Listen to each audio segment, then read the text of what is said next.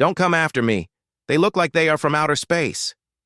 That was the final chilling transmission from Lieutenant Charles Taylor. Moments later, 5 Navy bombers vanished from the radar. Forever. But the horror didn't stop there. A rescue seaplane with 13 men was sent to find them. It took off and was never seen again. Welcome to the Devil's Sea. Welcome to the Bermuda Triangle, stretching between Florida, Puerto Rico, and Bermuda. This patch of ocean has a hunger for human life. Over the last century, it has swallowed more than 2,000 ships and 75 aircraft. No debris, no bodies, and usually, no distress signals. Pilots who survived tell impossible stories.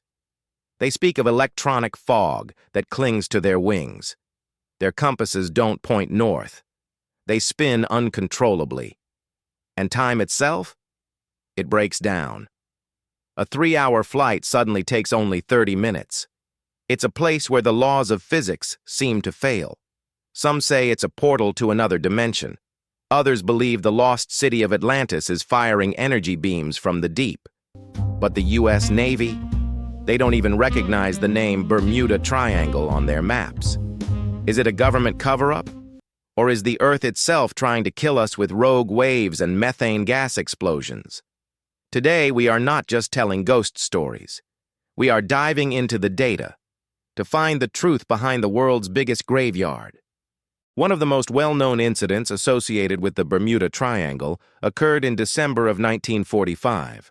5 United States Navy training aircraft took off from Florida on a routine navigation exercise known as Flight 19. The weather was reported as clear. Visibility was good. The pilots were experienced, and the mission was considered low risk. Less than 2 hours later, radio communications began to change. Pilots reported that their compasses were no longer pointing correctly. They expressed confusion about their position and uncertainty about which direction they were traveling. Soon after, all contact with Flight 19 was lost. Despite one of the largest search efforts of its time, no wreckage was ever officially recovered. Neither the aircraft nor the 14 men aboard were ever found. Flight 19 was not an isolated case. Over the years, numerous ships have been reported lost in or near the same region of the Atlantic. Some vessels sent distress signals before disappearing. Others vanished without transmitting any message at all. In several cases, large cargo ships disappeared along heavily traveled shipping routes where debris would normally be expected if an accident had occurred. What disturbed investigators most was not simply that these vessels were lost, but that they left behind so little physical evidence. No confirmed wreckage, no clear cause, no explanation that applied to every case. Not everyone who entered the region disappeared. Some pilots and sailors made it through, but they returned with stories that were difficult to put into words. They did not describe mechanical failure. They did not report clear danger. Instead, many spoke of subtle changes, a feeling that time moved differently, that distances felt longer than expected, that familiar surroundings no longer felt familiar. Some recalled the ocean becoming unnaturally still. Others described an overwhelming silence, as if sound itself had faded away.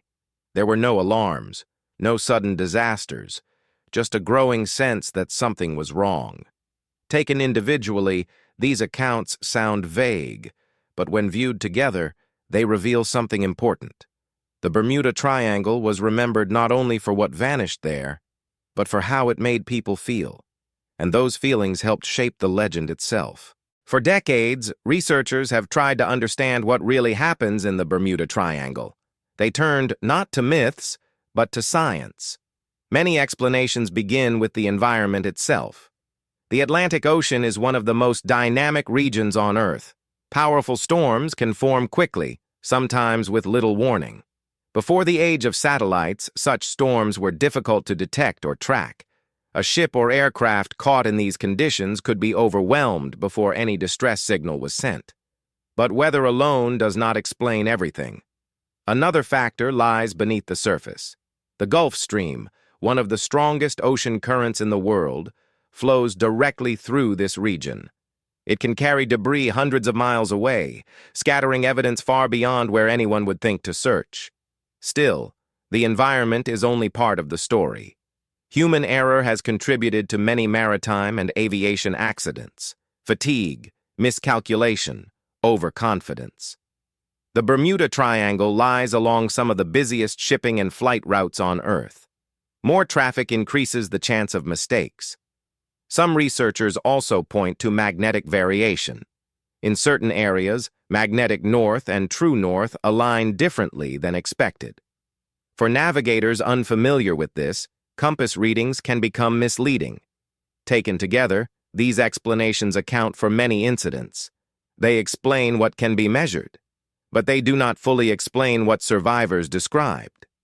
Science brings clarity, but clarity does not always bring closure. And that leads us forward to the final question. Taken on their own, each explanation makes sense. Together, they explain much. And yet, something remains. Today, ships and planes cross this region safely, every day, without incident. Technology has reduced risk. Navigation is precise. The ocean is well mapped. What remains is not danger, but uncertainty. Not what happened, but how we remember it. When answers feel incomplete, the mind looks for meaning. When facts leave space, stories take shape. Perhaps the mystery was never the ocean. Perhaps it was our response to not knowing. And perhaps that is why, even now, the story endures.